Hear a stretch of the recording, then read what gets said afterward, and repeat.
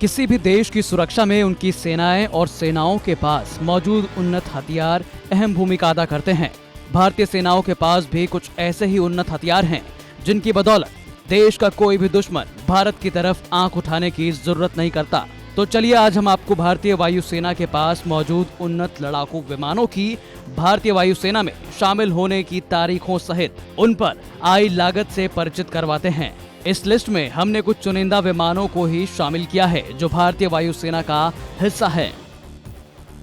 सबसे पहले हम बात करेंगे राफेल के बारे में, क्योंकि अभी हाल ही में इसे भारतीय वायुसेना का हिस्सा बनाया गया था और ये काफी चर्चा में भी है। इस विमान को साल 2020 में यानी कि इसी साल भारतीय वायुसेना का हिस्सा बनाया गया, जिनमें कुछ विमान भारतीय वायुसेना में शामिल भी हो चुके हैं और कुछ आने बाकी हैं। इस एक विमान की कीमत कुल 673 करोड़ रुपए है। लेकिन इस विमान में लगने वाले हथियार, सिम्युलेटर, ट्रेनिंग मिलाकर एक फाइटर जेट की कीमत करीब 1600 करोड़ रुपए पड़ेगी। वहीं बात सुखोई 30 MKI विमान की करें तो इसी साल 2002 में भारतीय वायुसेना में शामिल किया गया था। यह भारतीय वायुसेना का अग्रिम पंक्ति का लड़ाकू विमान है, जिसकी एक यूनिट की लागत 23.51 मिलियन डॉलर है। साल 2004 से ही इसका निर्माण भारत में हिंदुस्तान एरोनॉटिकल लिमिटेड द्वारा किया जा रहा है। अब बात करते हैं मिराज 2000 की, जिसे 1982 में भारतीय वायुसेना का हिस्सा बनाया गया था और इसको बनाने की प्रति यूनिट लागत लगभग 23 मिलियन डॉलर की थी। ये वही विमान है जिससे वायुसेना ने बालाकोट में जैश के आतंकी ठिकानों को नष्ट किया था।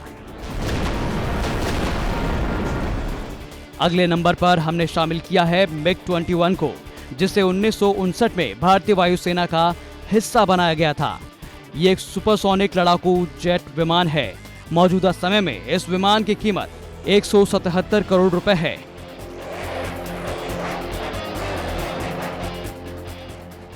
इस क्रम में अब नंबर आता है लड़ाकू विमान MiG-29 का, जिसे 1985 में भारतीय वायुसेना का हिस्सा बनाया गया। मौजूदा समय में भारत के पास इस विमान की 3 स्क्वाड्रन है।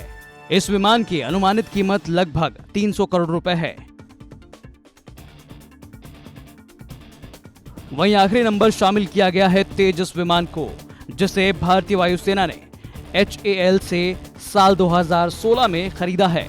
वायुसेना ने 25 करोड़ रुपए में 83 तेजस मार्क 1A की खरीदी को मंजूरी दी थी। इस डील पर अंतिम समझौता करीब 40,000 करोड़ रुपए में हुआ है, यानी पिछली कीमत से करीब 10,000 करोड़ रुपए कम है।